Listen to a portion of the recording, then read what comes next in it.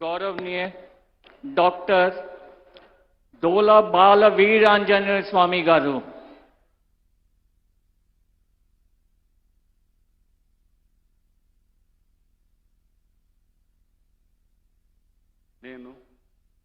doctor డోలా శ్రీ బాల వీరాంజనేయ స్వామి అనే నేను శాసనం ద్వారా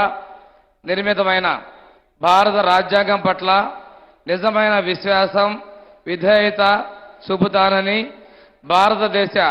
సార్వభౌమాధికారాన్ని సమగ్రతను కాపాడుతానని